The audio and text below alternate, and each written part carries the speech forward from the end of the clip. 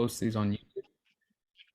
It's very nice to see all these faces here, and everyone watching on YouTube later will definitely appreciate this. I know I've gotten a lot of merit watching Ariane's guided imagery videos in not real time. It's been really awesome to have those on there and all the other things. So thank you all for being here. It's such an amazing time to be alive right now. There's so much happening in the works. Usually begin these calls with just a little bit of a check-in. Most of the faces here I'm pretty familiar with, but there are a couple that aren't, and so I just want to open the floor up to you guys first. And there's no obligation here, but if you feel like you'd like to say a little hello, oh, my dear friend Elizabeth's coming in. If you'd like to say a little hello, or a little bit about, maybe if this is your first time or if this is not your first time on these calls, that would be really sweet, but no obligation, no pressure by any means. So I'll leave some space for that, and if nobody goes, then we'll just rock and roll along.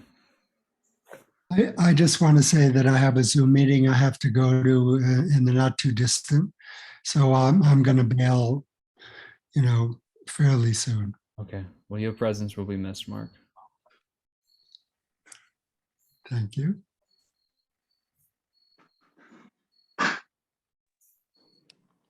Well, hi, I'm Marilyn, and this is sort of my first meeting. I did look at something else through this foundation, but I'm in Calgary, Alberta, and I read the Anastasia books about 10 years ago, and man, just resonated with me right away. And lately, with everything that's been going on, I've been trying to figure out how to get out of the city and live my life differently. And it's just been really overwhelming to try to figure out where to start and unhook myself from all these institutions. And so I'm just trying to surround myself with like-minded people, and so that I can figure out what my next steps are.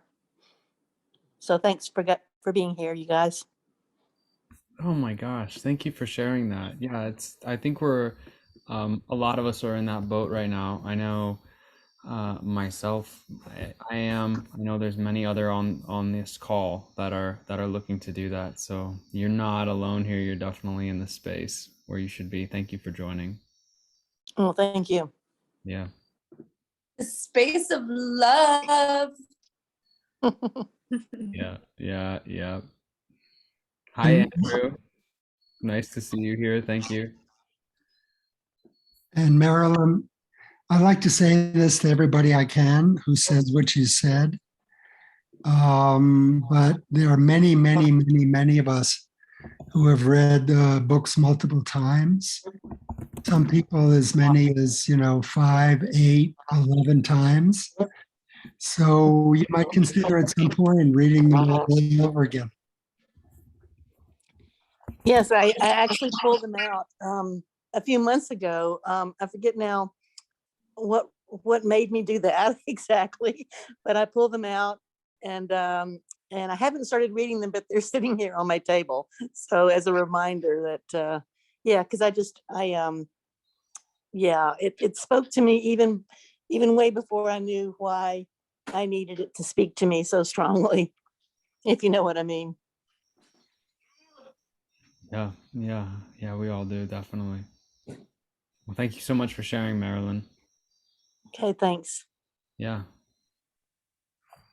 Would anybody else like to share that hasn't been here before, is their first time, or we can open the floor up to anyone that would just like to share a little blurb, a little check-in. It's always nice to check in, to be at a space that's receptive and listening.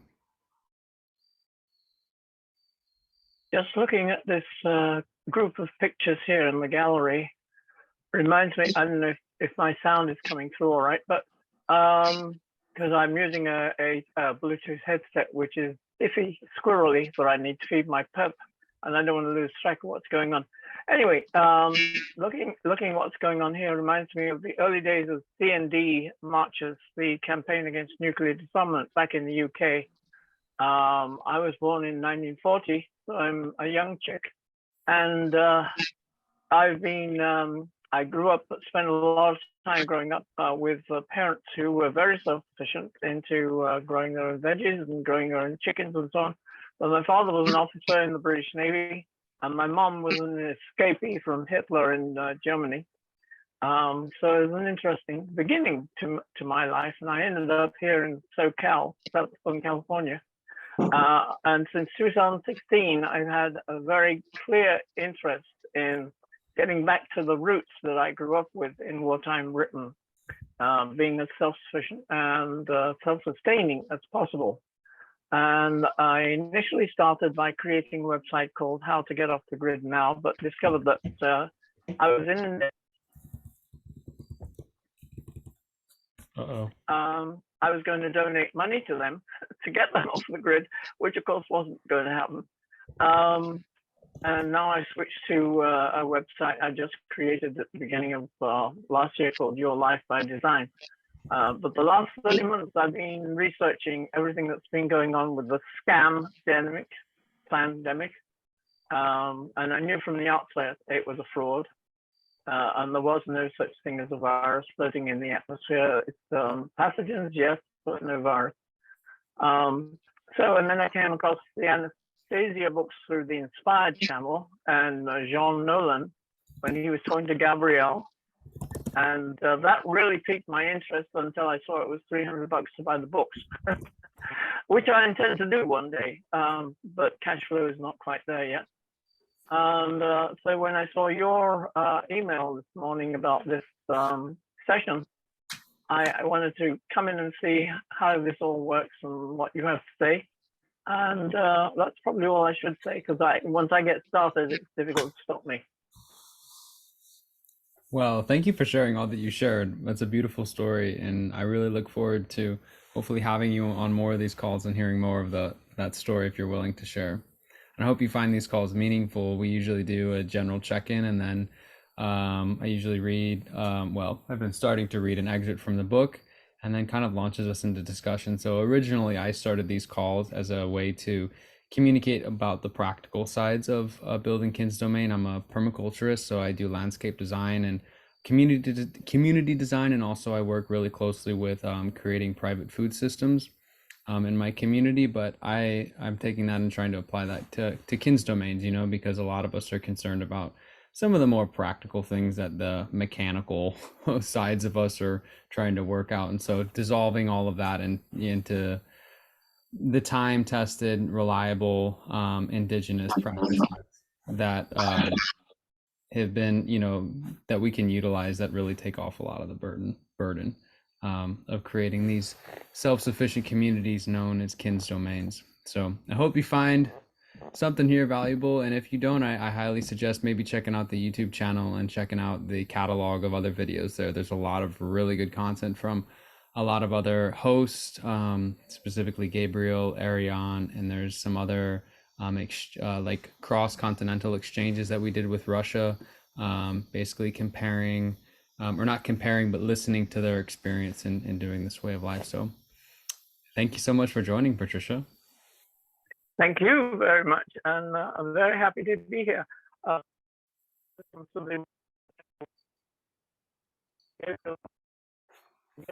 And Robert Williams, the follow-up day where we saw a bunch of people talking about their Kin's domains, and it was really, really exciting. I mean, something almost brought me to tears, and I'm so excited about everything that we can do. We have all not.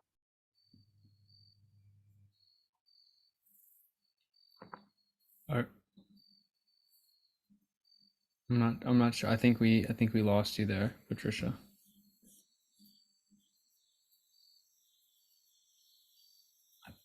Okay. Yeah, you cut in pretty.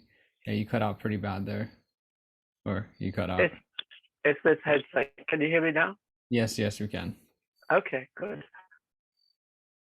Okay. Yeah. Well, thank you for joining again. Thank you. Cool.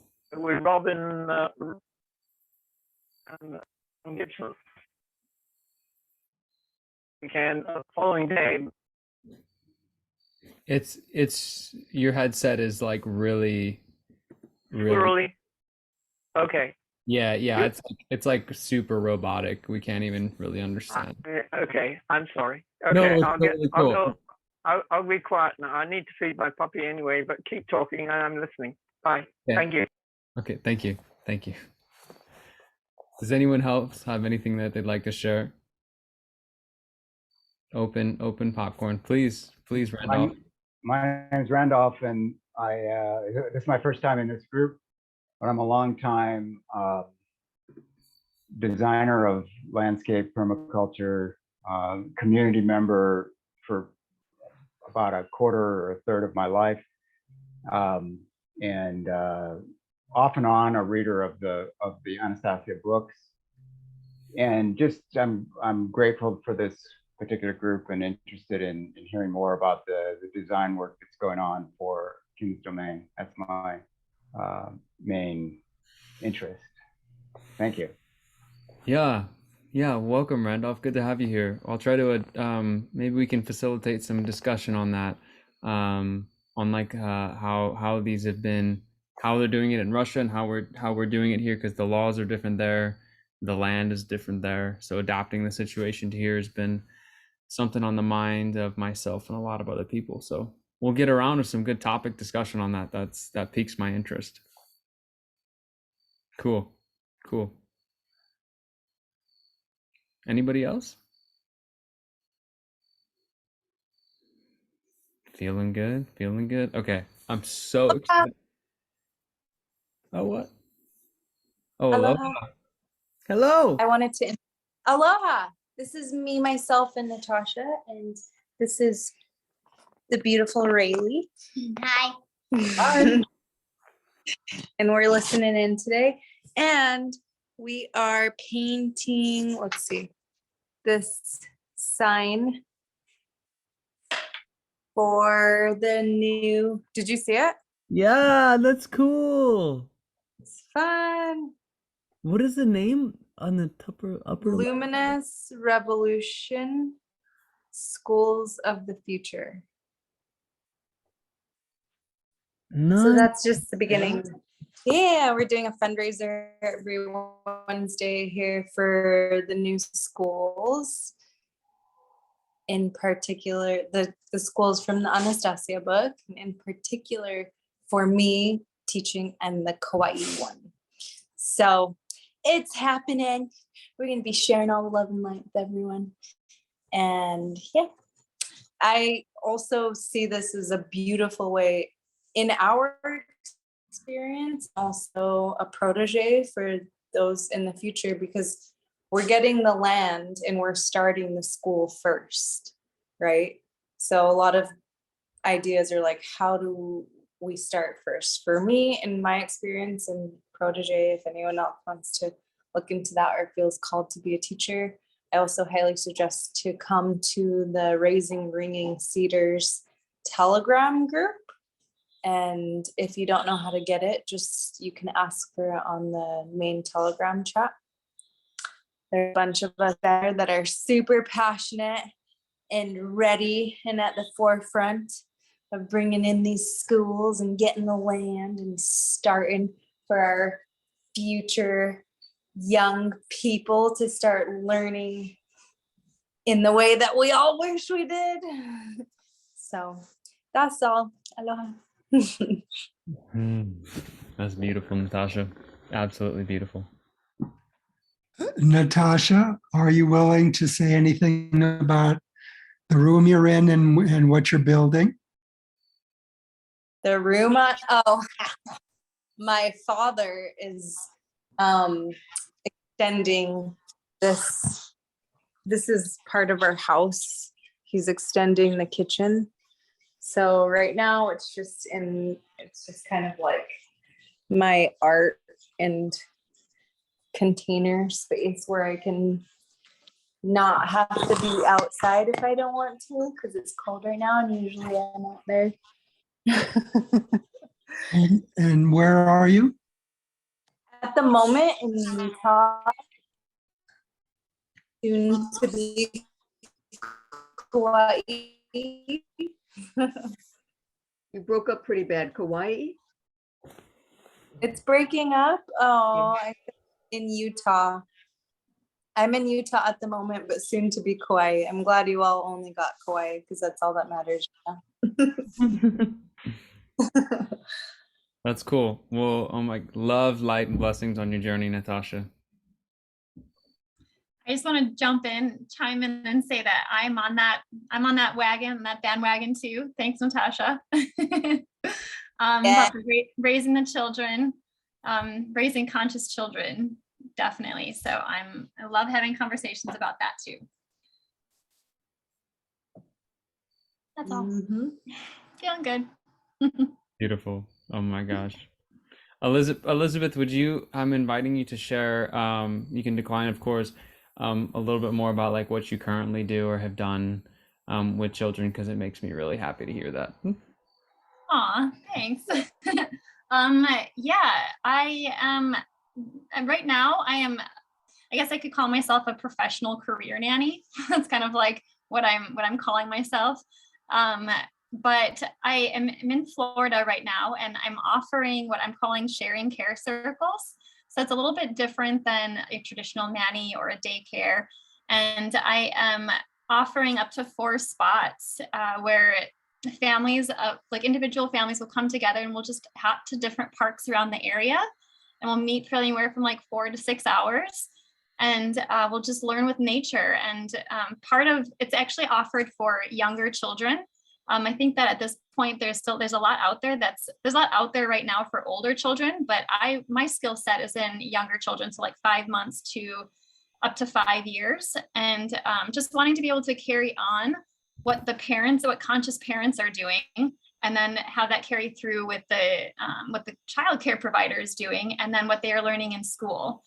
So just offering, I'm just noticed that there's a gap in that young age there. And so wanting to offer that. And then the idea with the circles is that it's not just dropping your kids off and having them cared for, but it's also for the whole family. So once a week, we would get together and have like reflection circles. So whether those happen to be like potlucks or go to the beach or, we barbecue or do something, whatever, just getting together to share resources. And I kind of, I guess you could say like, market myself, whatever, is like a ringing Cedars nanny is kind of what I'm calling it too.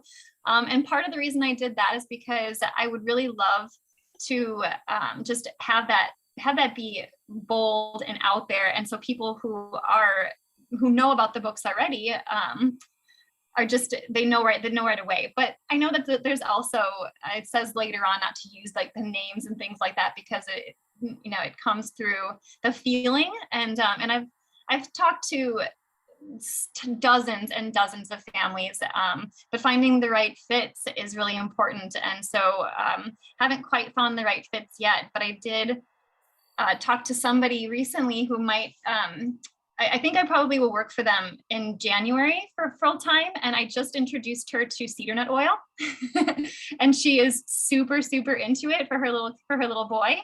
And so I sent her to the McGray LLC sites, and she was ordering it. I sent her a bunch of information about it. So just spreading that information as like a natural way to care for the children. She's super into it. So I'm just spreading this information as much as I can everywhere for the kids. And it's really my passion. It's probably about 2 years ago that I really started to like feel that this was my passion for it, for raising children. Like it wasn't like I've been babysitting since I was 15, but didn't really, it wasn't, and I read the books in 2013, 14, and I've read them like every day since too.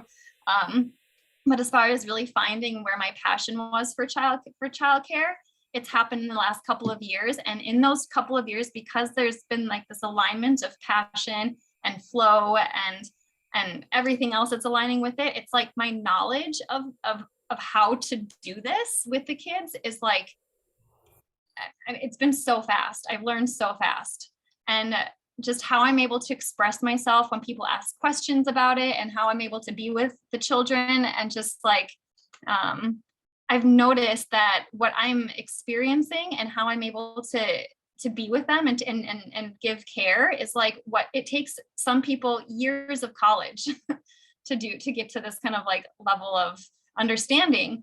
And so it's just, it's something that I've experienced in myself of this like accelerated learning. That was a really long, extended answer to your question, Wyatt. I'm really I'm pretty sure you captivated the whole audience here, though. So I don't think you didn't go over any time or anything. It was absolutely beautiful. Yeah, it's Okay. like because your intentions and your thought is so pure.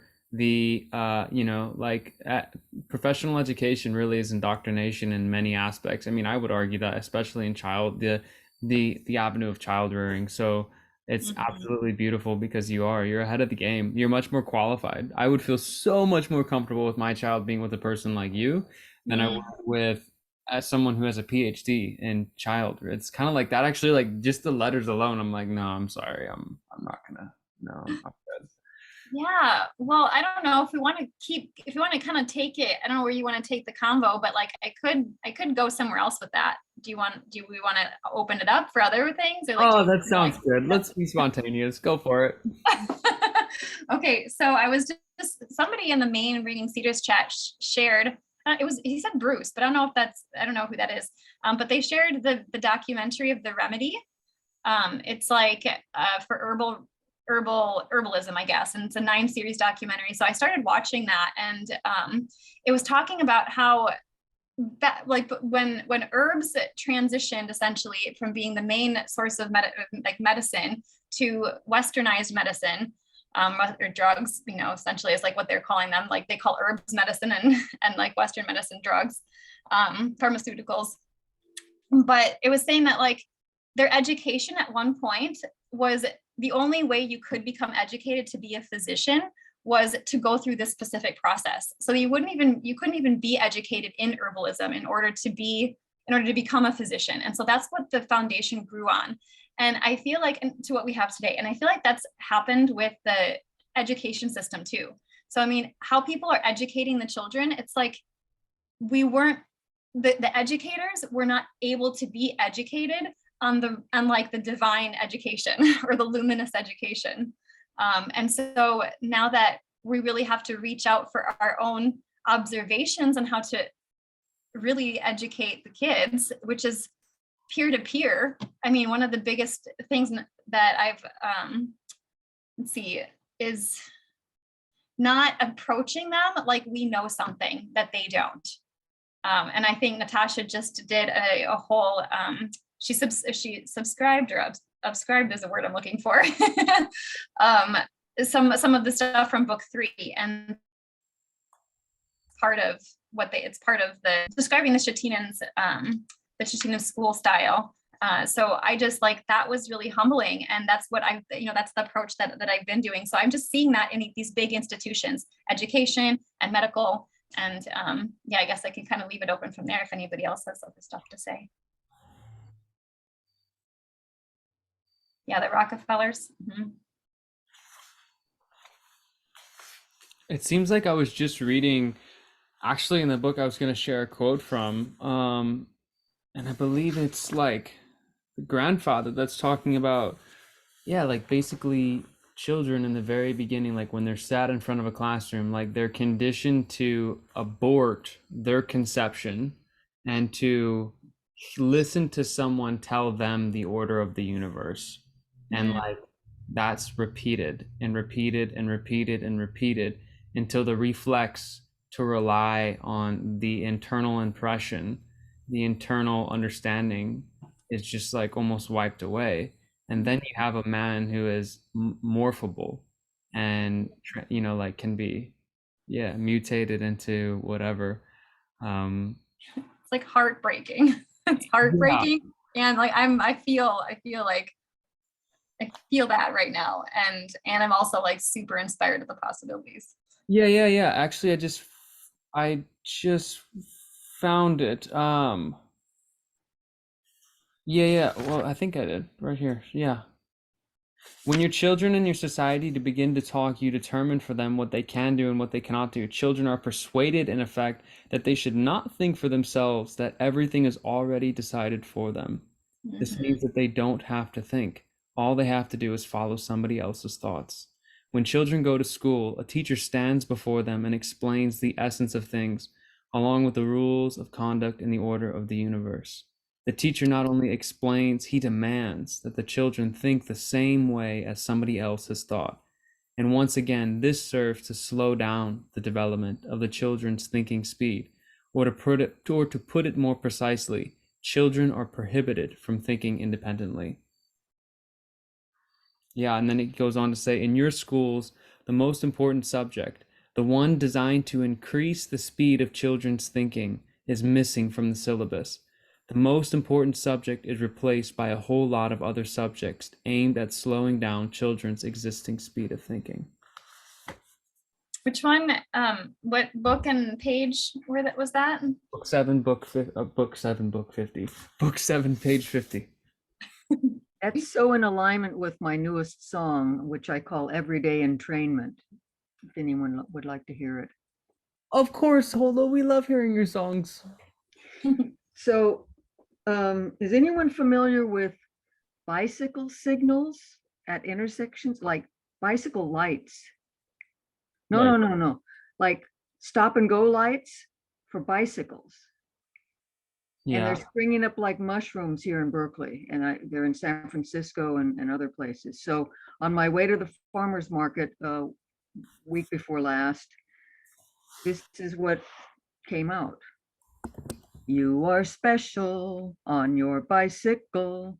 Now you have your very own signal with the green light for only you to go. When it turns red, you're supposed to stop dead. Here's a work zone rimmed with orange cones. You are waved to go around, even though no work anywhere is to be found. You are special, so very special. No need to use your own brain, common sense, or discernment.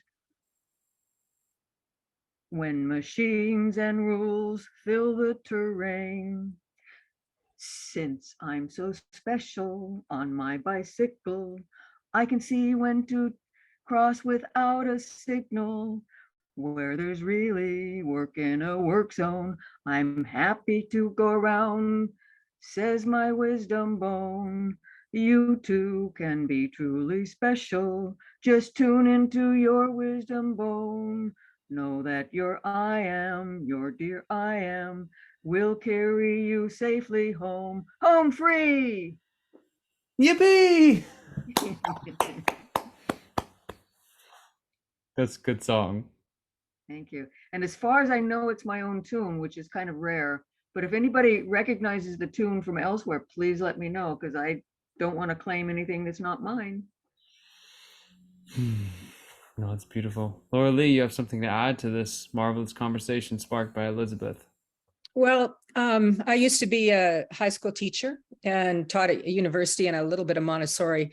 And when my son went from elementary school to secondary school, that started me studying the nature of social evolution. And I've put a link in the chat if anyone would like to see it. I've been studying how we're shifting away from hierarchical power-based forms into network-based, values-based forms of social organization. And this has been an extensive study of mine for over 20 years. What prompted it was when my son went into middle school, and the philosophy in middle school didn't resemble remotely the philosophy in elementary school. It was like completely polar opposite. And I said, how can this happen? And so I started studying the education system, and then it ended up being, I saw that every single one of our social institutions, except media, which is now fragmenting, all the other social institutions were showing the split between what I would call reductionism or systems-based thinking. It was really precipitated, I would say, by the understanding of ecosystems. I think that was the first time that systems-based thinking was introduced to people, was the nature of an ecosystem.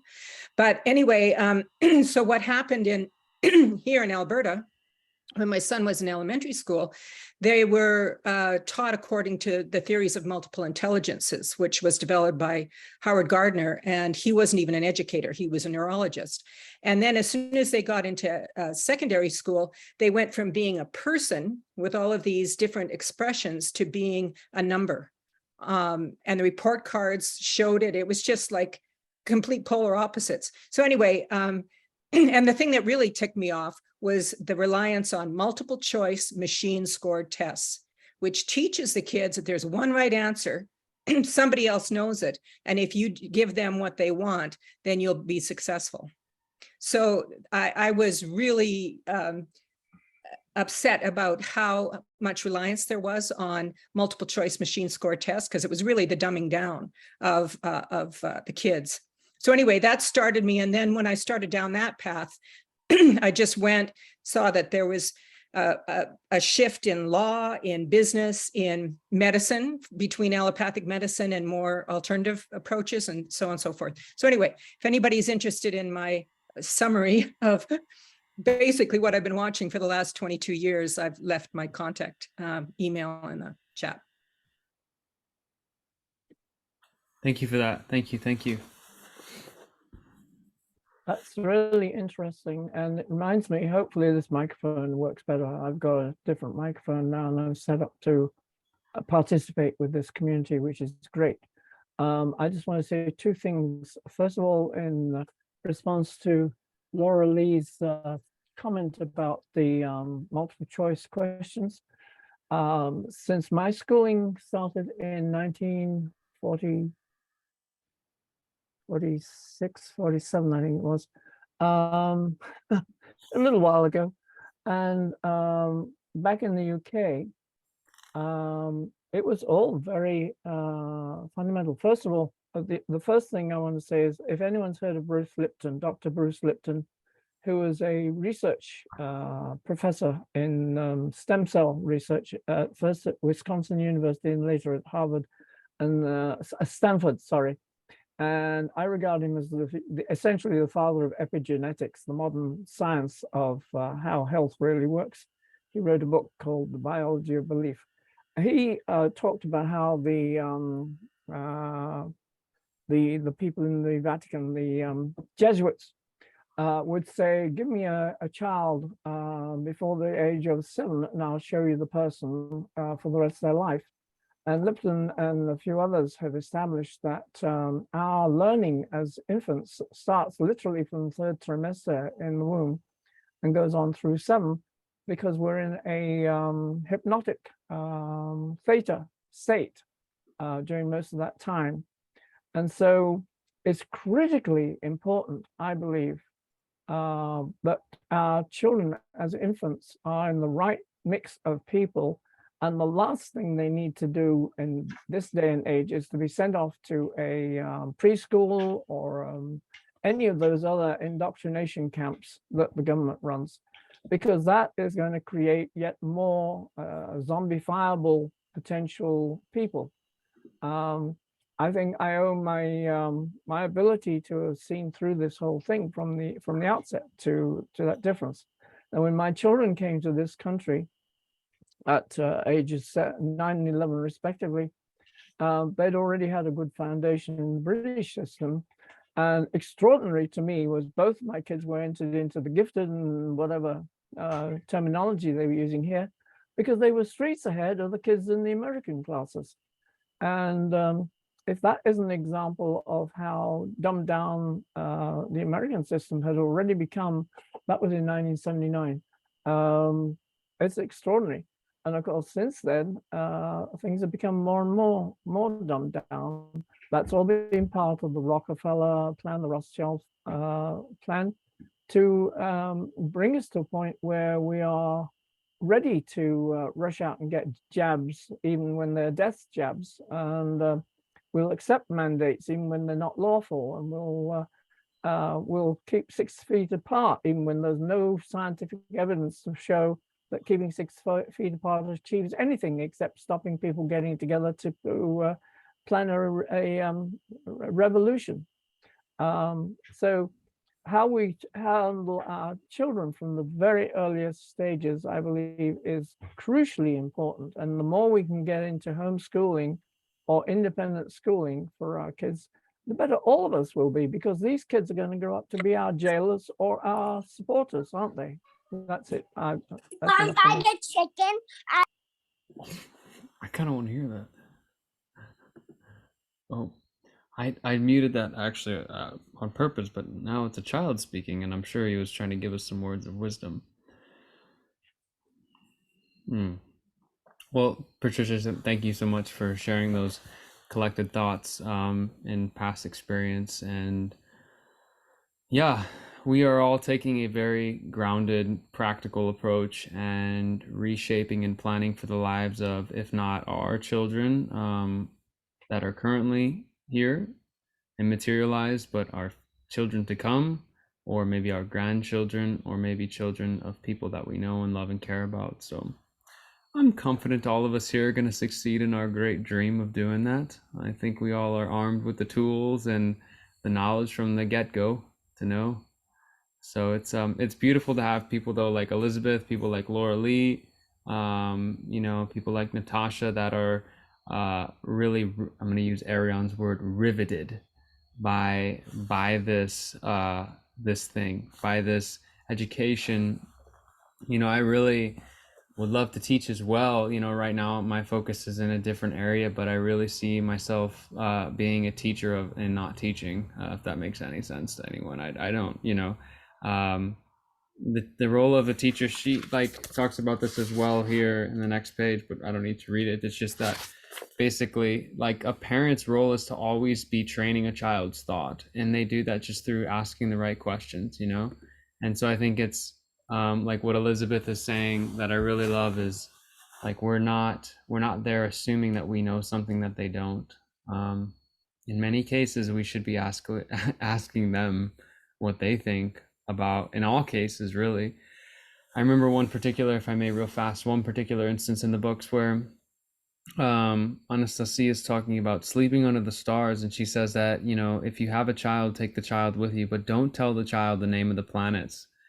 Don't try to tell him anything about the nature of the planets and the stars in the universe. Just let him observe, or her observe. Like, I think that's so powerful. We're so conditioned to be like, look, it is this, see this, and all we're doing is like passing along this age-old image of like degraded consciousness, like onto the next generation. We're just like, yeah, I'll participate, here you go. I'll throw you to the beast, as is referred to later in these pages. The children, the system that devours children. That's referred to in these books, that the priest created this system. So, but we have the tools. I don't want to focus too much on all that, because we do have tools, and we have wonderful people like Elizabeth doing very miraculous things with these children, and Natasha as well. And Megan, gosh, if Megan was on this call, that woman started a school in Hawaii. Like, wow, like started a school, guys, that is like following these principles. Pretty amazing results as well.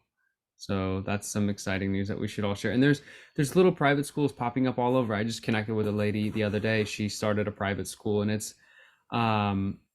like a super small school, but they're all about these type of things, you know.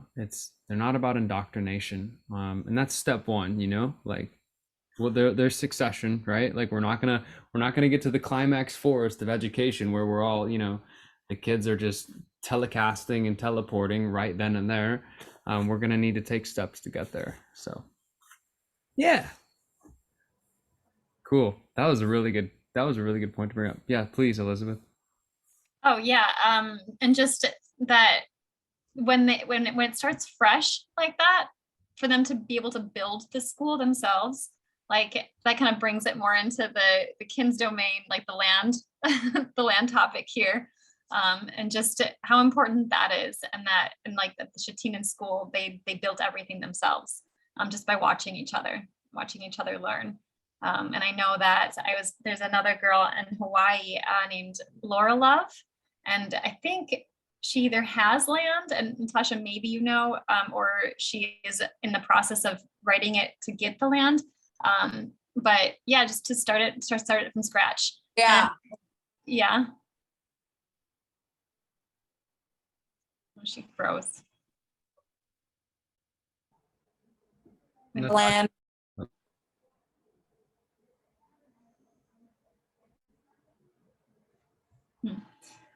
Sometimes it helps when you turn off your video. There's Natasha, if you can get back on it and finish what you were saying, that'd be great. I was saying, am I here? Is Yeah. it working? Okay.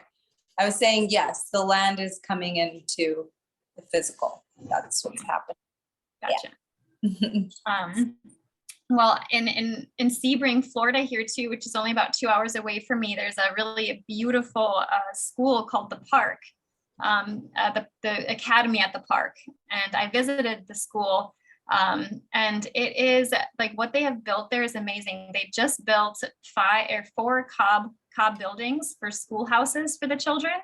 And there's gardens and chickens and rabbits. And they built a big, like a natural wooden like play area for the kids. That's all made out of, it's all like representative and replicate. It's nature based, whatever. And just, yeah, so like those people have 44 acres. They also have like a farm to table restaurant on that land and little cabins that they've built. And it's all part, like the school is the main part of this. And I was possibly going to work there, but it didn't end up working out. But anyway, this is like it's popping up everywhere, and for them to just be a part of anyway, yeah, I've said a lot already, but just being a part of that. I mean, it's very cool. What's happening all over. Totally. Like, I know, to circle this back around to like the topic of land, is, there's going to be families that I know in my close knit settlement family here, like that are going to be having children as soon as they can get on the land. And that those children are going to be taking active role in creating a settlement. And that's like, wow, that's a really inspiring thought, that we're birthing these children in to help create. And like, what a beautiful thing to give them. Like, most people would look at that as a burden that you're giving a child, but like, no, you're giving them a canvas and all of the paints that they could possibly ask for of the highest quality to paint their future, which is so beautiful. Yeah, Natasha, I really love how you're focusing on the land with school. That's really sweet. Yeah, it definitely needs to be something that is included. Elizabeth and I are in a group where we're creating proposals, and we're actively I think correct me if I'm wrong, one of our aims is to basically create proposals and templates that we feel like we can reach out to local governments, officials, affluent people, and all of those of the type, to be able to share with them this idea in the hopes of getting funds, land, titles, whatever, granted. And this education piece is really huge, and it should not be overlooked, that we're creating, and along with that, like, I would add like food systems, because all of these things combined into like one very holistic picture that I think I don't know, I want to say like club headed or, something person that just like is totally lacking any like sense of spirit or essence.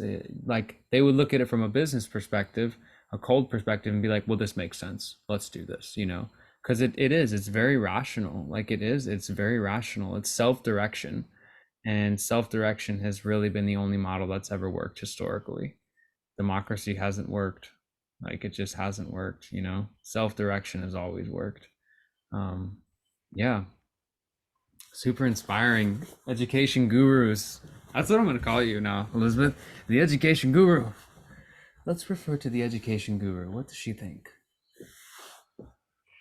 Yay, we can add lots of people to that. Yeah, maybe Natasha, Elizabeth, Megan will be in there. There'll be a bunch of people. We'll just call them the education gurus. We'll just we'll speak about it like that. Yeah, but bear in mind that I'm very confident, having seen what's been going on since the Queen died and everything else is coming to a pass. I'm very confident in America, at least, and possibly in the UK, and then subsequently in other areas of the world.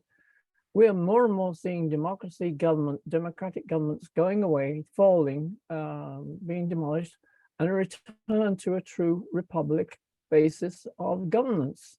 And in that sense, those that need to be shown and handheld and so on are going to be more of a burden. I'm sorry to say this, but it's a truth. We need more and more people like the people that are here who are capable of being self-determinant,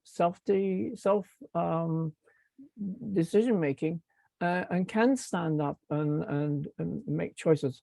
So to your point, Wyatt, about getting funding, for instance, I see very realistically, 209 countries have validly signed up for this Nisara Jisara new approach to finance, the gold-backed financing worldwide.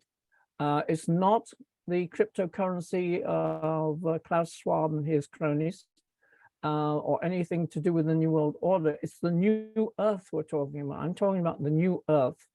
And in that context, the money that has been recovered from under the Vatican is extraordinary. And there is a very serious proposal amongst those that are in the white hat community for a redistribution of this money back to the people from which it came. So there'll be an elimination of debt. For instance, the mortgages will go away. Any mortgage that has an interest-bearing account will go away. Any car loans that have an interest-bearing account will go away. Any credit cards, typically credit cards are all interest-bearing, so those go away. Debt forgiveness will be universal, almost certainly. I'm confident of that. And we will have not a government stipend per se, we will have our own money that we've been paying for years in taxes, one way or another, and in interest. All of that theoretically. Oh, interesting. I've got 555 on my phone, on my keyboard here. Anyone who's interested in 444-222-33, we got 555 here. And money is not going to be our problem. Our big problem is going to be differentiating between those who are moochers and expect handouts and welfare, of which unfortunately there's a very large contingent, and those who are capable of creating these kin's domains, capable of being self-determinant and self-managing. And I really believe money is not going to be the problem.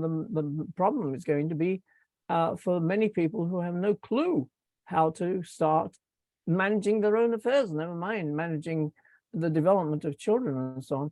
And which reminds me, the last thing I want to say on this particular point, anyone who's read Khalil Gibran, The Prophet, the wonderful book by him, where he says, our children are not our property, they come through us, but they are not of us. So again, training our kids from the earliest moment, as you said, what you don't, or who was it? Someone said, go out and watch the universe, watch the stars. I agree. We don't tell the kids, oh, that's Jupiter, that's Uranus, or whatever. We let them wonder at the whole panoply of God's universe, the extraordinary depth of beauty and incredible questions it arises, and let the children themselves ask the questions they need, and we need to be careful not to give them the standard narrative type replies that we've all been made so used to. Okay, thank you. Totally. No, totally. That's really powerful. That, especially the last where you're saying, yeah, the narrative. Yes. Yeah, that's really powerful to like stop the tongue from just like doing this repetitious behavior. Yeah. Really powerful. I want to speak to something on a like something that you said, you know, where there's like moochers. Like I really want to bring all of our collective attention to that topic right now. Because I really want to I want to share some things that I think really hopefully like reminds us all of like why we're here. is that, you know, we're here to be leaders and example setters. You know, knowledge of the truth comes from living the truth, not proclaiming it to anyone. And we're all here, and we're all in communities, and we all can affect those communities. Whether you're an isolate hermit who's staying in your house and you don't feel like you want to interact with anyone, or whether you're a person who day in and day out is out, like you're affecting your community, whether you think you are or not. Like, you're part of the ecosystem. Like, that's just how nature works. You can't remove yourself from the system. So like, I invite us all to step into that role that we're being called to, you know, because each of us is getting called in certain ways to contribute to our local ecosystem. You know, we can't leave our ecosystems to go move to a different ecosystem without repairing the current ecosystem. That would be not cool. Like, that would be like, well, what are we doing? I mean, we're forsaking the filth to go, like, what? Probably create more filth, because in cleaning up the filth, we learn a lot about what we shouldn't be doing, you know? So yeah, I invite us to like extend our loving hand to those people who are mooching, or who are, you know, like advocates for the system.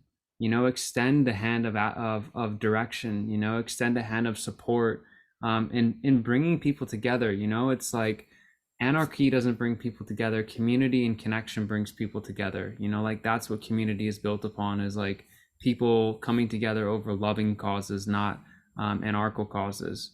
And we're doing that, you know, like we all are. I see it in so many different beautiful ways, with education, with food, with gardening, with people doing land design work and food forest work. Yeah, it's happening all over. So I just wanted to share that in response to what you're saying, Patricia, because that's something that's really important for me. And you know, like, where my heart is at is we need to be stepping up into the leadership roles, and letting the inspired leadership in all of us, you know, present itself, express itself. Absolutely. I totally agree. I totally agree. But that's, in essence, that's the point I was trying to make, but perhaps got lost when I mentioned moochers. My sense is that there will be some amongst the many that have become used to the welfare system that realize the benefits of what we're talking about and want to join us and are prepared to learn. And in many cases, we need to be prepared to take on apprentices, so to speak, the equivalent of apprentices, people who have clear thinking and physical capabilities, or even the disabled for that matter. It doesn't matter. I mean, just the fact that they have a motivation to learn and become part of the process that we're trying to develop is enough for me to say, yeah, sure, come on in. I'll do whatever I can to help you. What I'm concerned about when I talk about moochers, I'm talking about those that are so set in their ways, so completely given over to the TV and the welfare system that it doesn't matter what you do. I mean, you could hit them with a wet fish or a 2x4. That's not going to change their mindset, because they need Jesus to come in and save them. Well, for God's sake, Jesus did that 2,000 years ago, and if he didn't work then, it's not going to work now. So what more can I say? I shut up. No, thank you. Natasha, you have your hand up. You'd like to say something. Yes, I finally learned to stop cutting people off right now. I'm just kidding. With the moochers topic, something that was in this group, beautiful group that I'm in, is fear is excitement through the lack, or the lens of lack. So fear of moochers, and in other words, also a belief in lack. So believing that there's lack, that there can even be people that will mooch. That makes sense. So if we go into God's thoughts, into abundance, into truth, the idea of moochers, and I think this is a good topic that comes up, because this is a pretty big topic in people coming together in environments, like wanting to co-create communities and especially those that have this belief system in play, and the focus on well, there could be moochers, and even thinking of that, right? And I think it's okay. It's okay, because fear can help us grow, and to see that we have a belief that's out of alignment. Simple. It's very simple to kind of like let it go, let the idea of moochers coming into these kin settlements go. If it does happen, then that's a chance for us to, like she was saying, people that are watching TV and so set in their ways and da da da da. I think this is also a chance for us to really tune into our viecha, our self-governance, that nice, that can really hone in on the rules and regulations and set standards for somebody to come in to the idea. Thank you so much. Is somebody is actually ready to obtain a piece of land within the settlement, right? And that can take a lot of interviews, a lot of staying at the settlement, a lot of hosting and coming to the gatherings and actually feeling out that person, rather than just like, yeah, you have a desire to do it, come on in. And that's great too. That can happen. We can be that tuned in to allow that to happen, but we also got to get real, like super realistic and very discerning with who we let in.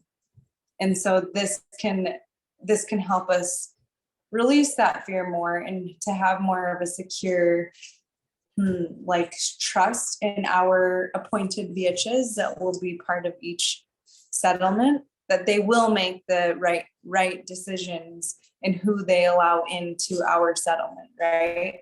Ideally. And this is the vision that I hold for myself, for the settlement that I'm in, and for the rest of you, if you so choose. And that's all. Dig it. I dig it. Thank you for sharing that, Natasha. Laura Lee, you like to share? Well, I was wondering, Wyatt, I didn't get, I was hoping that when the Russian people were over here, that there was going to be a recording of that I could buy, because I couldn't make that day. But I'm just wondering whether the Russian people spoke to that issue of creating a settlement, and whether there were processes in place that they had established that had worked for them. Yeah, good question. I don't know that things were addressed specifically as to the topic of, to use our vocabulary word that we're using today, moochers. I don't think that there was something that was spoken about directly to that word, but I think that there was a conversation about as much planning as you can do, continue to do it. And once you think that you've planned enough, keep planning more. And then once you think you've planned enough, like visualize again and plan again. And so I think what I mean by that is that intention was brought in, and so it's this intentional thing of bringing in people, and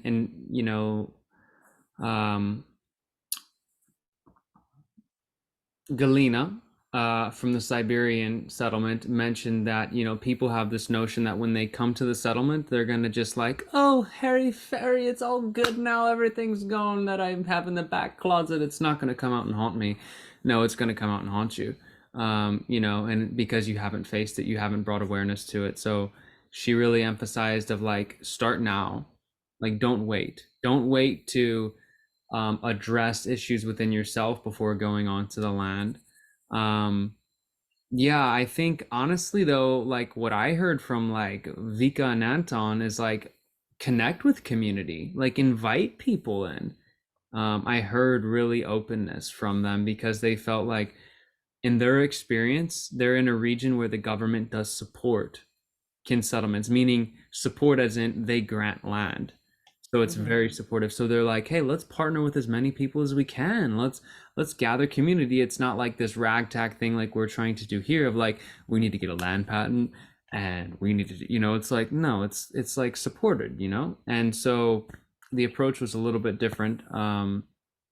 And the general populace up there, the pool of people that are interested in the idea and that are advocating and living the idea, not even being on the domain, the whole culture around the ring cedars it originated in Russia. It's huge over there, So I think that the pool of people that are like interested in coming to a settlement are a lot more diverse and a lot probably more actually like interested than, you know, we have a lot of this eco communities, you know, intentional community things happening in the USA, and there's a lot of like, I mean, well, what kind of community are you? I mean, there's communities that are like alcoholics, but they're intentional communities, and then there's communities that are like, we do mushrooms every single day, and you know, there's all sorts of different intentional communities. So it's like we're kind of wading through that. I don't know if that's popular in Russia. Long answer to your question. Have I answered it? Yeah. One of the things that I would say might be a good sort of process to start with would be from the Intentional Communities Organization, IC.org. They do a lot of that in terms of preparation. Like I took one of their introductory courses, and they really focus on that business of being very clear on what the intention is. So perhaps in Russia, where the collective experience has been really vivified by the separation of the splitting up of the Soviet Union, at that time, that really created a lot of collectivist action. So they've got it more embedded in their culture than what we have here. But anyway, I would just say that Intentional Community, IC.org, does have some protocols that are a good sort of starting place to begin with the conversation. And then the other thing that to what you were saying, when Ron Paget was talking, he's got a Sacred Heart healing circle. And I think that that's really critical, that people do a lot of work in developing their own emotional literacy, so that when they get into a collective experience, they're not projecting their stuff onto other people, you know. So I really do think that the emotional literacy part is really pretty important. Definitely. You know, Totally agreed. I have, sorry, did someone want to say something? I said totally agreed. Back on, yeah. I have to thank Elizabeth for initially sparking the concept of sociocracy in me, and then thank a couple other teachers. Oh my gosh, that guy's name's not coming to my head right now. But anyway, yeah, I think following sociocratic methods, nonviolent communication is really key too. For the founding people, including myself here in the Ozarks, that have we started a settlement, and we will be acquiring the land by the end of 2023. That is our projection. We've set ourselves up legally to be able to do so with the necessary legal things. But what we've done is we've called in rather than excluded out. So we've said that, like, we came across like this actually like heated dialogue between us, where it was like, well, I don't want to be exclusionary. Like, I don't want to tell people they can't do this. And then somebody's like, well, why not? And then somebody's like, well, because so it got into a dialogue between us, you know? And what we came to and realized was we actually could write a book on all the things we don't want. But really what we do want is as simple as one page. And, you know, it's about that. It's about that, rather than being like, I don't want this, and, you know, and then like looking through the lens of, are they that? I don't know. Let me try a different filter. Like, you're always going to be looking then, rather than trusting, and trusting that the people come. And also there is conditions though. Like, so we set a condition, like, you have to read the books, you know, like that's, I'm sorry, like that's a condition. Like, how can you expect to live this lifestyle that we're creating, and that we've opened up the space, and that this could be your family space, without you even understanding totally what it is that we're doing? And it's not about like, read the books, follow our cult, because that's what some people think. It's just like, well, I got to read this book now. Is this a cult? It's like, well, no, this is just an idea. I mean, this is an idea. Maybe if you'd like to go sit in the woods for 9 days by yourself, you'd come up with the same idea. But otherwise, you're in society. Here, read this book. Yeah.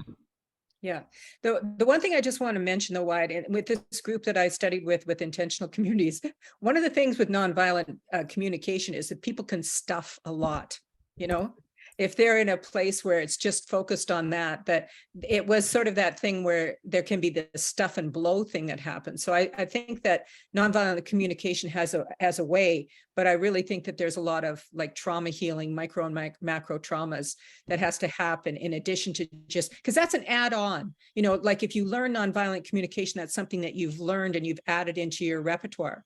But there's all kinds of healing that needs to happen, that needs to be taken away and erased. And I think that there isn't enough focus on that for sure in the intentional community group. So anyway. Yeah. Elizabeth?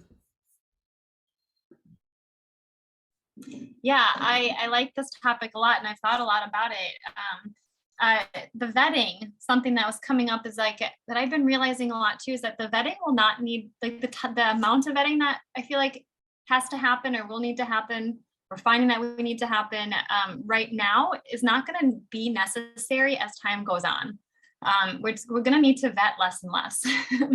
And I think the same even goes for the amount of governance that we're really going to need. I think that these are tools and bridges to get us from where we are to where we can be. But then also that the more work that we do on ourselves before we, really enter into these creating settlements, the less we're going to have to, the less vetting we're going to have to do, because the work is done within us. And so we're just not going to see those crazy people, wanting to come live with us, because that craziness is no longer within us, whatever. And so that's where you're really focusing, okay, what is it that I want? And if I want to change somebody, I need to change myself first. Or if I'm not actually changing somebody else, I'm just changing myself first. And I've been living in that, and it's been about 7 years that I've lived at that intentional community in Oregon. And I have seen, we have a super extensive vetting process.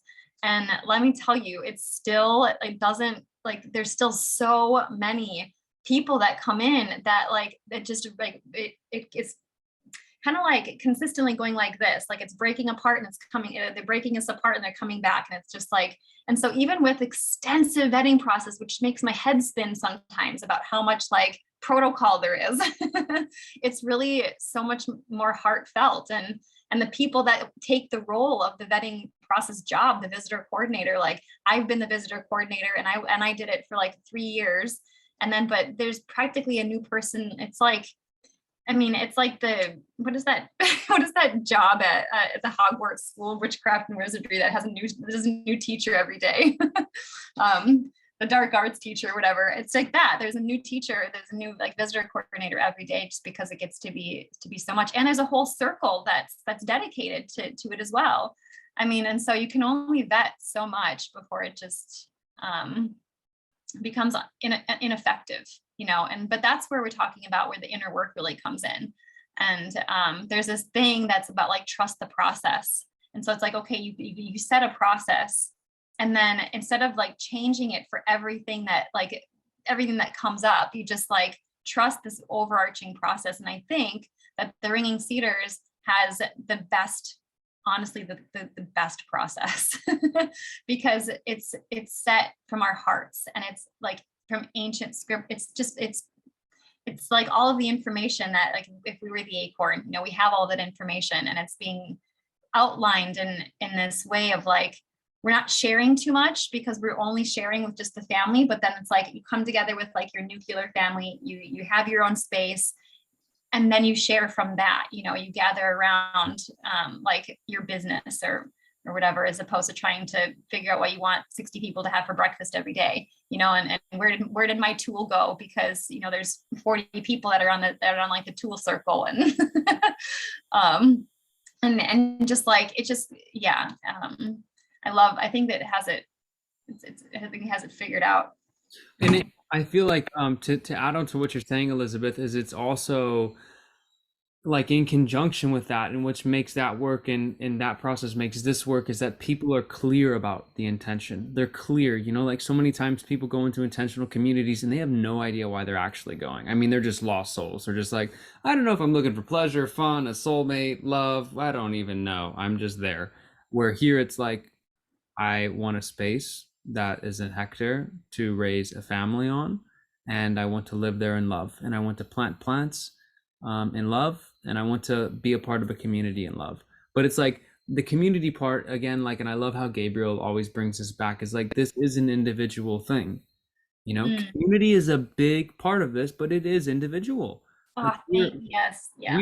we're all creating our own little sustainable oases, our own little sustainable paradises.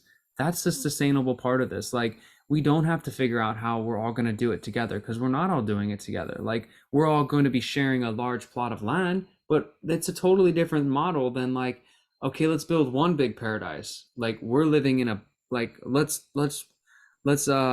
enjoy living in all of these little paradises together, and then how can we make it even more paradisical? You know, how can we make it even more enjoyable?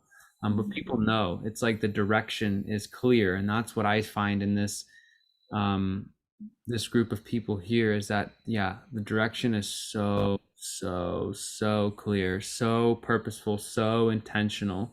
It's not like we know what we're doing.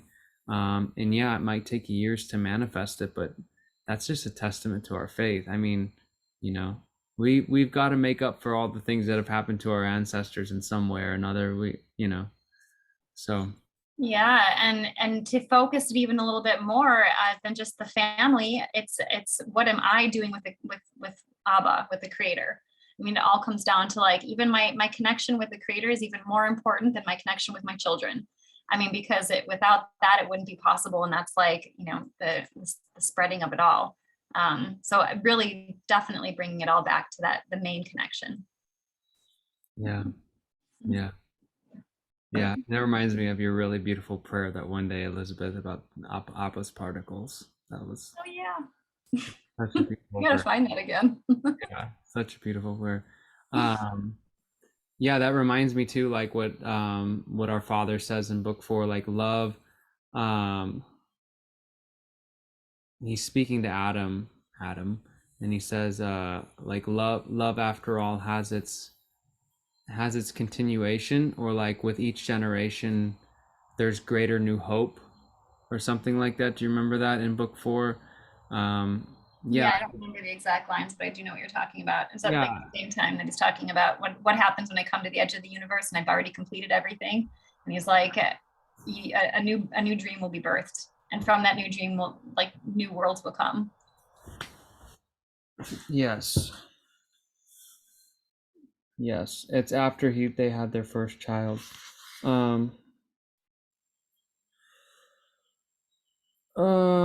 Love is one and the same, but there was greater hope in each new embodiment and dream.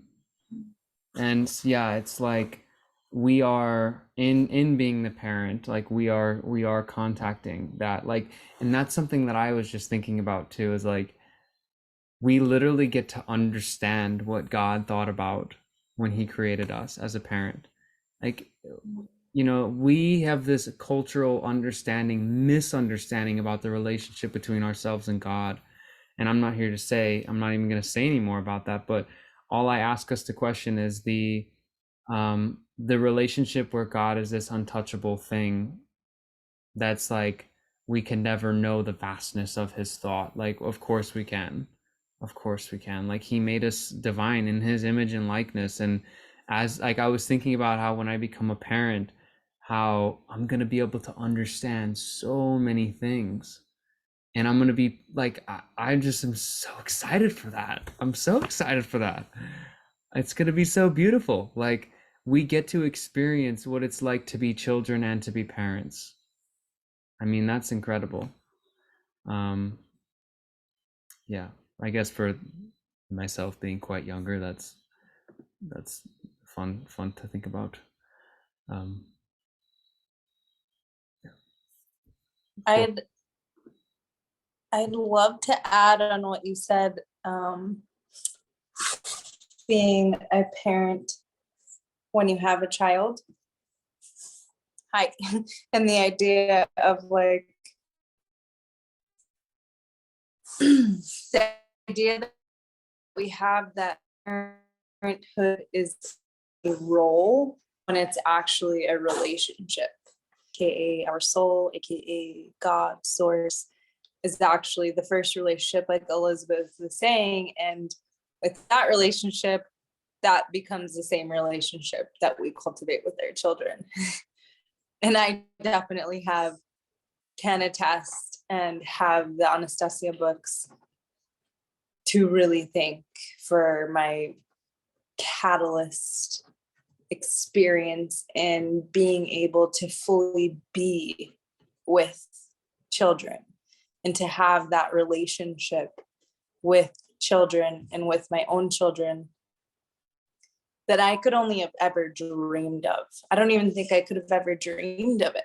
Like, it's just so, there's hardly words, like actual and physical life, hardly words even need to be spoken.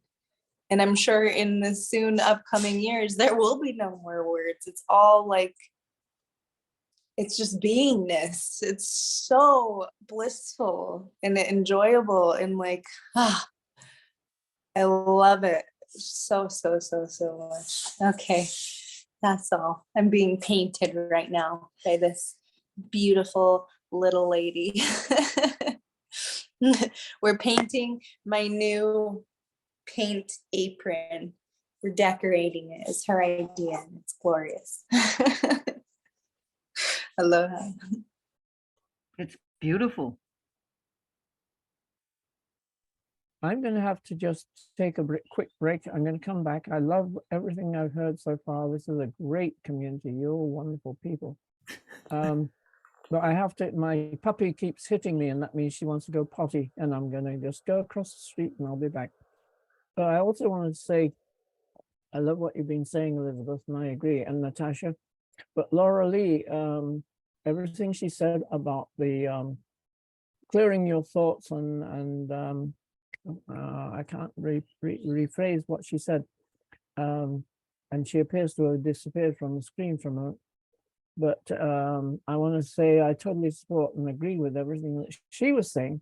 And you, Wyatt, when you said, I think it was you that said, if people are going to come into the community, perhaps one solid rule should be, have you read the books?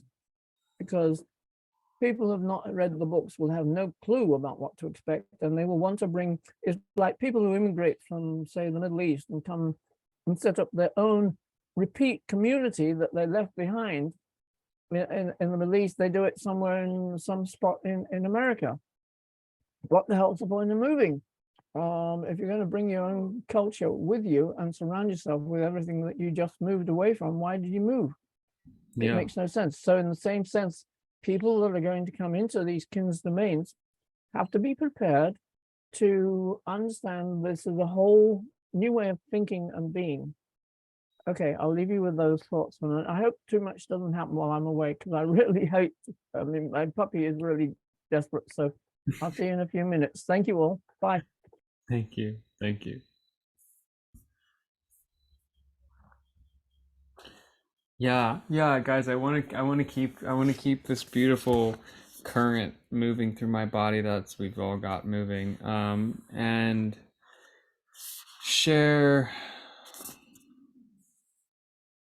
like, book 7. I'm just the first couple of chapters. If you have not read it, or you have read it, if you have read it, do yourself a favor and go read the first couple of chapters. There's something super magical about these chapters, that the power of thought is just like, wow, how they express it.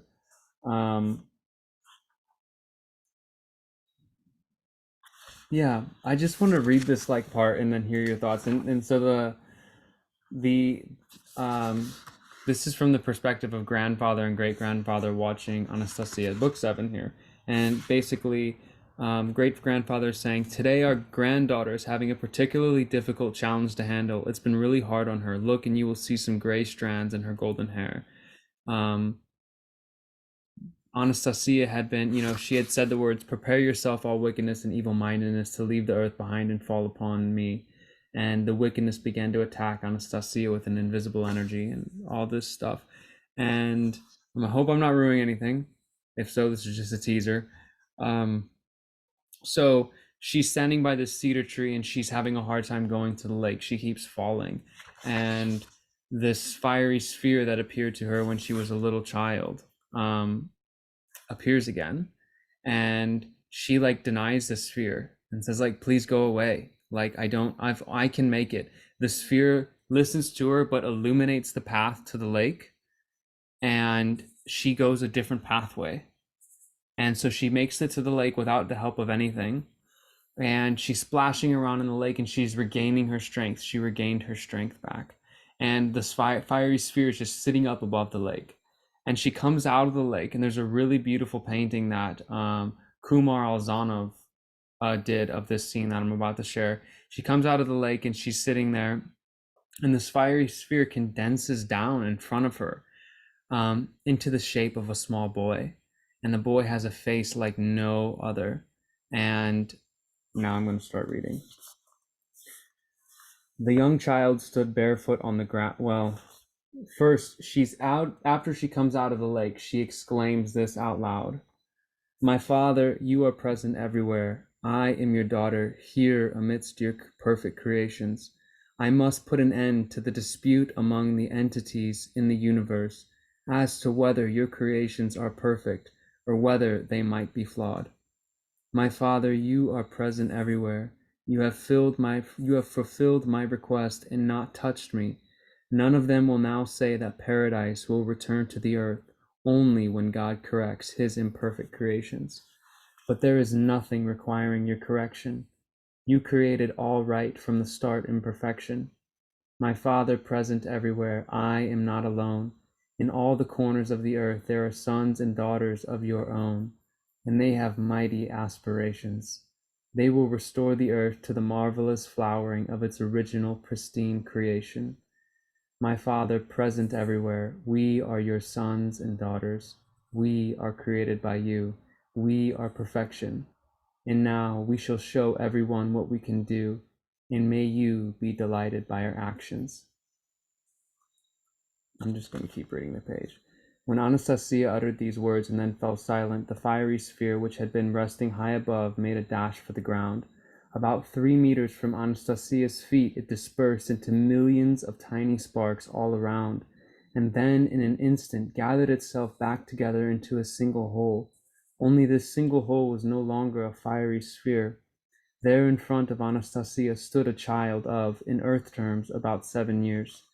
It is difficult to say whether it was a boy or a girl. The child's shoulders were covered by a fabric with a pale bluish-purple sheen that looked as though it was made out of mist itself. The child's hair fell around his shoulders. The expression on the child's face was one of intelligence, confidence, and grace. Rather, the expression on the child's face was impossible to convey in words. It could only be described in terms of the feelings which overflowed our souls. The young child stood barefoot on the grass without trampling even a single blade. Anastasia knelt to the ground in front of him, then sat down on the grass, her eyes fixed on his extraordinary face. It seemed that in the very next second he and she would embrace, but this did not happen. The child smiled at Anastasia, and with a careful utterance of each sound, he said, "Thank you, sons and daughters, for your aspirations."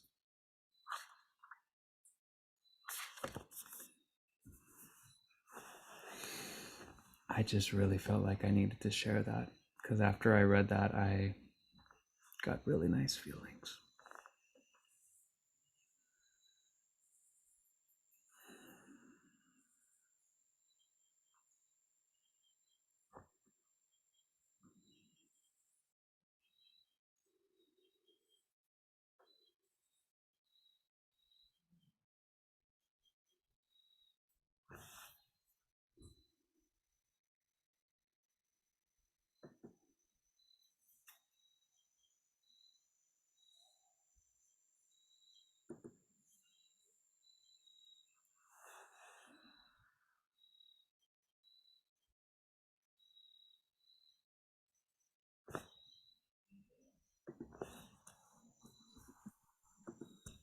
I think that just that has changed the meaning of prayer for me. Because just as a kid, I mean, and so many people that I know still, the way that they pray And I used to pray this way, was to ask for things, it's like as of like begging for things. And to read these words and these messages and just to know that there is no begging, and to see Anastasia do this, and then be this proof. It's like just the simple story of it is confirming that I don't have to beg, and that like I feel it so deeply, I know it so deeply, that it just completely changes the relationship with my father, just completely changes it. And I level up. In other words, like I'm close. Like, I know that I'm a princess in my father's kingdom. I know that it's time for me to start acting like it, and just like,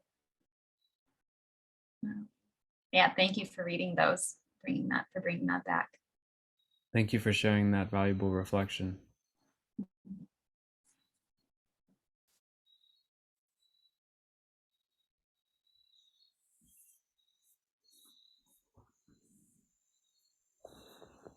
Yeah, I remember, well, I read it for the first time a couple of days ago, and it totally changed, like, how I was even approaching God in my thoughts. And to be quite honest, it's taken till about today, actually, to where I feel like I can stand up straight in front of him, because it's been so long, and there's this, you're nervous to stand up, even though it's all love, even though you're the king, you're the prince, you're nervous, and there's no need to be nervous. But that dialogue just absolutely changed everything for me. And it's like I never read it before. That's the crazy thing too. I remember sort of, but yeah.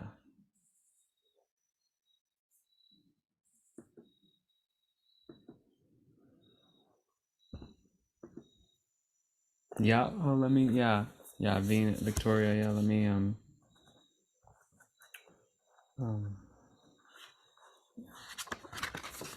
page 39. That's a great reason to go.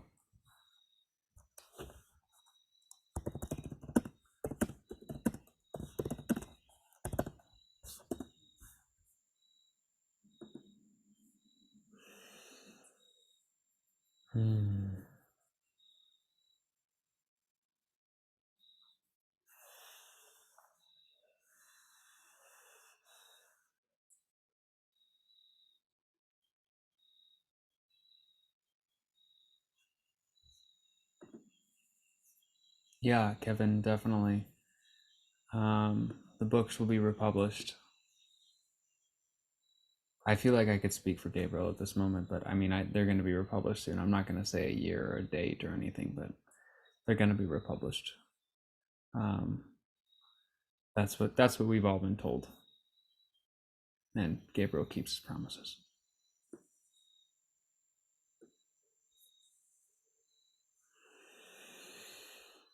Yeah, I remember in the winter time, this community was, I think, for me, in my eyes, it was just like exploding.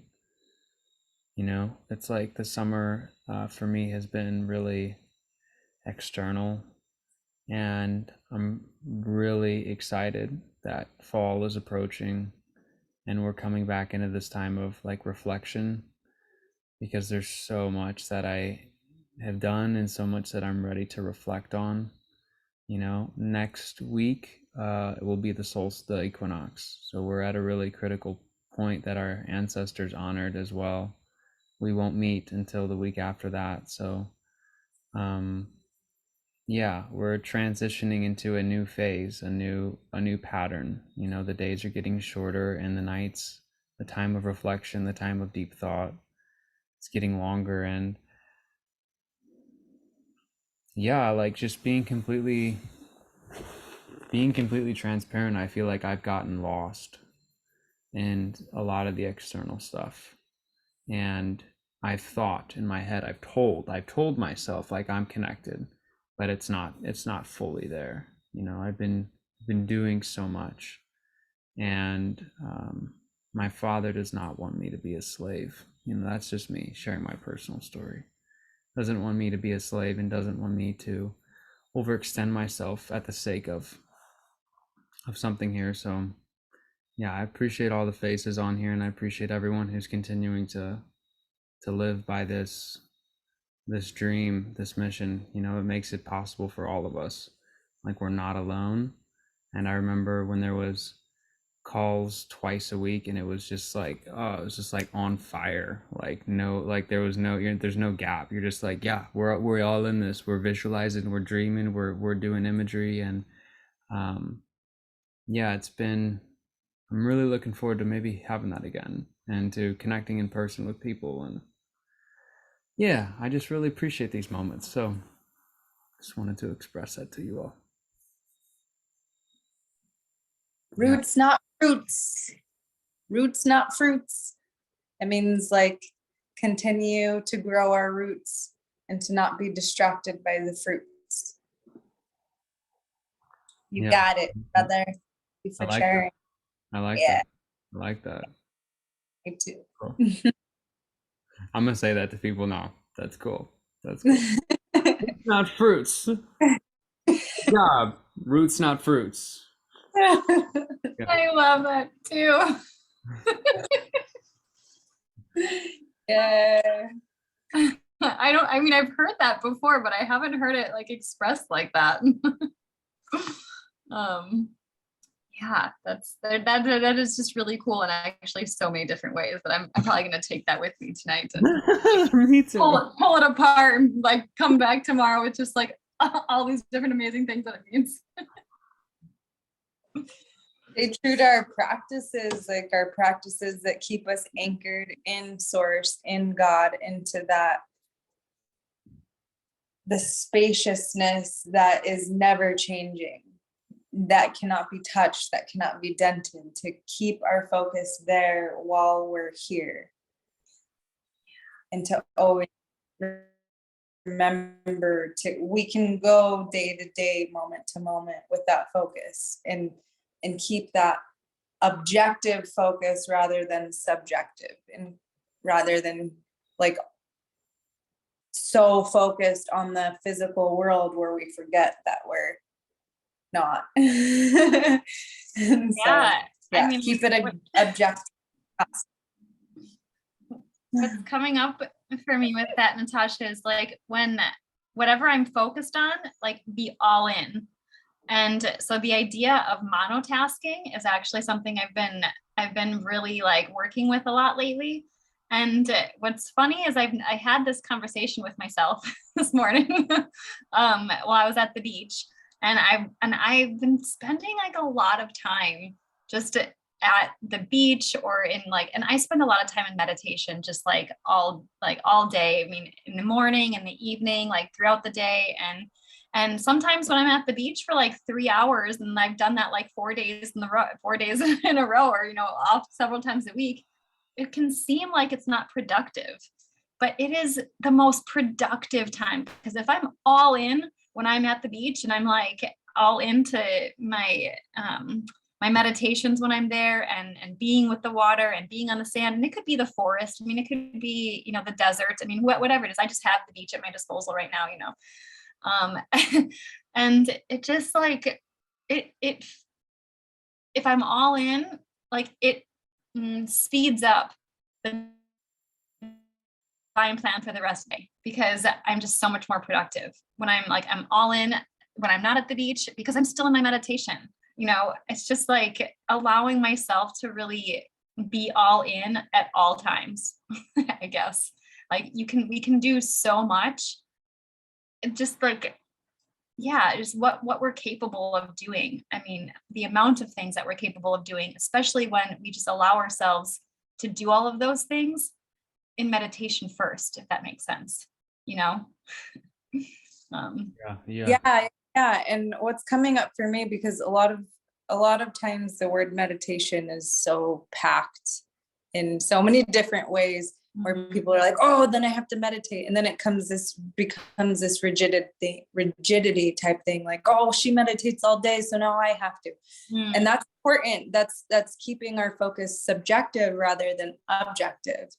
And when you say all in too, what comes up for me is like the idea of fully being with whatever your calling is in that moment, like whether it be painting or reading a book or going on a walk or washing the dishes, whatever that you're doing, that it's more objective and not so subjective. And when I say that too, it's like where there's all these thoughts like, well, I have to do this, or I have to meditate because I'm at the beach, and that's being subjective. That's not keeping our focus on that ever-present beingness that we are, because one cannot do happiness. You can't do meditation.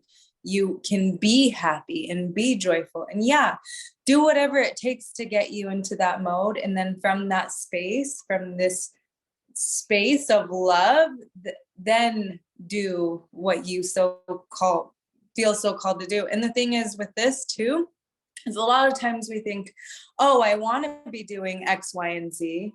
But then we realize we're only doing that out of trying to get love and acceptance. A lot of X, Y, and Z that we had planned is no longer of joy, and we no longer want to do it. Listen to that voice. Listen to that part of yourself that's like, I wanted to clean the house and do the dishes, but only because I guess I'm seeing that my thoughts were telling me that I had to do it because it's Saturday, and every Saturday I do it. F it, let it go. Like it's gonna happen. Especially when it comes to the most important thing is to be present and to allow the most joyous, fun experience ever. Like, what is the most joyful experience that my being can possibly generate next? And the more and more we focus there, the more and more we see how everything is connected, how these joys and these little nudges from our higher self is actually connecting us to that bigger picture, to that kin domain. And it might not have anything to do with the kin domain. However, it does, because if it's in the same frequency of that joy, love, peace, bliss, then it is connected. It is. And we'll be able to see that story. And something that Wyatt said, it was really beautiful. It brings me back to the idea of writing the book, our kin's book, and how he said we can write a book about what we don't want, and in a page we can write about what we do want. And for me specifically, in my experience, that feels a lot better to write, like to cultivate a book that will be handed down in my family, but not all that I wrote in, like a couple pages that I wrote of what's worked for me and what brings me joy, and how I hope that for my future children. And I'd love for us to continue this story and keep it more joy-based. I see the intentionality behind what Anastasia was saying, because I think it really rings true for a lot of people, especially if they read the Bible and things like that, and like just love being informed on what has happened so that it doesn't happen again. In my experience, I've grown up with that so much that I'm like, I have no use for it. And I also don't really want to be telling my 5-year-old these stories of fear and shame and people dying because God told them to, like, so don't again. But I already painted the picture in your head. Good luck. I don't know, my opinion. So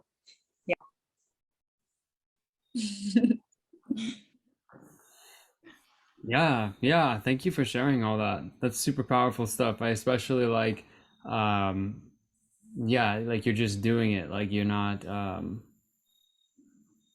like you're just being it. You don't do meditation, you are meditation. You don't do happiness, you be happiness. Yeah, and that moving from that space feels really cool. Thank you for sharing all that, Natasha. Super, super beautiful pearls of wisdom in there. Mhm. Yeah, and I think that's part of why like the call to be with the young children is so like real for me, is just like the need, and then like setting aside my own agenda and being totally present with and for them is it's so easy for me.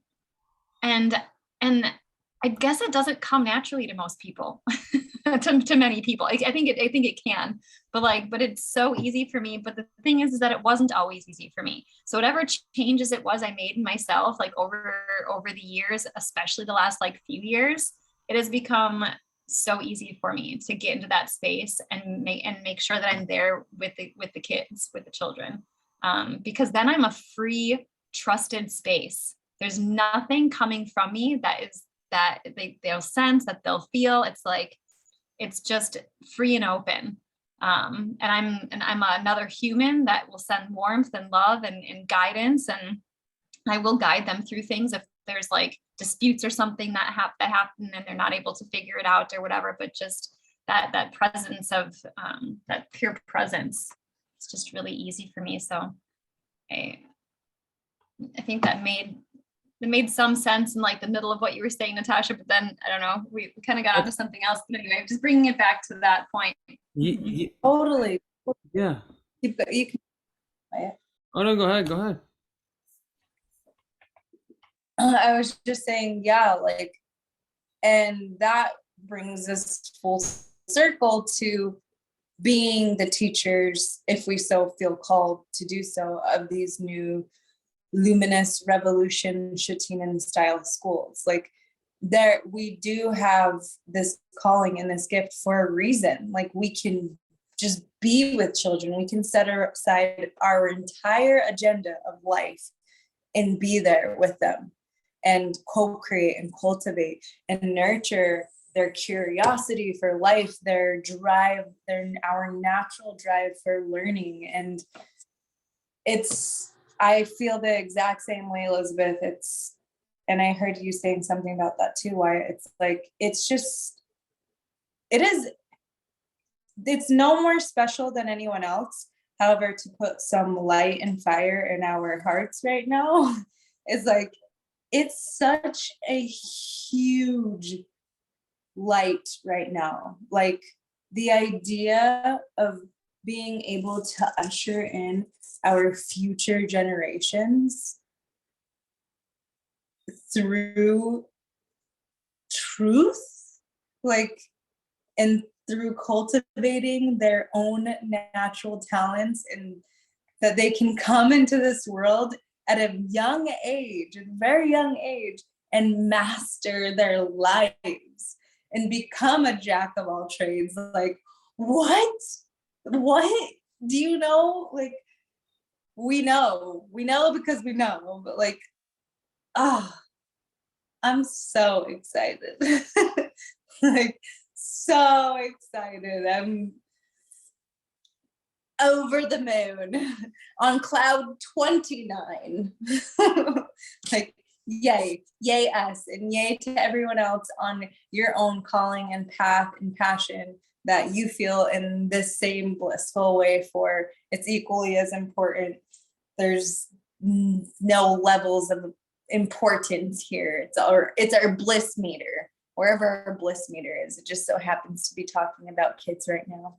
And yeah, that's totally true. And like, that's the way, I think that's what meditation is. Like, that's what we're describing here. And that is, if you're a woodworker or in the garden all the time, I mean, whatever, yeah, exactly, whatever it is you're doing, that's the passion. And that's the state of, I guess you could call it like the state of flow, that like, where all of the chemicals in our brain are just like, and we are so focused that everything else falls away. And it's the optimal state of consciousness. And we can apply that whether we are, I guess, like a pro rock climber or a children's educator or any of those other examples. That state. Yeah, like it's reminding me, Anastasia says truth is to be found in lightness and joy, I believe is the quote. It's like, I mean, we don't need to like go to like, squint our furrow our brow in meditation to like understand all these things. It's like, oh no, not at all. Stay joyful. You know, I'm sorry I missed part of this conversation, but I hopefully catch up and be in the right place with this. One of the things I did this morning was notice that the Inspired YouTube channel with John Nolan and his wife, they were featuring a couple of American Indians, Native American Indians, Jim and Gail Brown Bear. And I've been really struck by the Native American traditions and cultures. But one of the things that they were talking about was how the American Indian essentially was a matriarchal society. A lot of what we are dealing with today is a result of hundreds of years of patriarchal society. And when it comes to children, one of the things that has always burnt my boat, gotten my goat going, was when men have tried to insert themselves into what's right and what's not right for women and women's health and women around the health. Now, I'm not saying that we necessarily should be restricted back to being pregnant and barefoot in the kitchen, per se, if you'll forgive the expression. But there's no reason that we might not aspire to having more than just being stuck in the kitchen.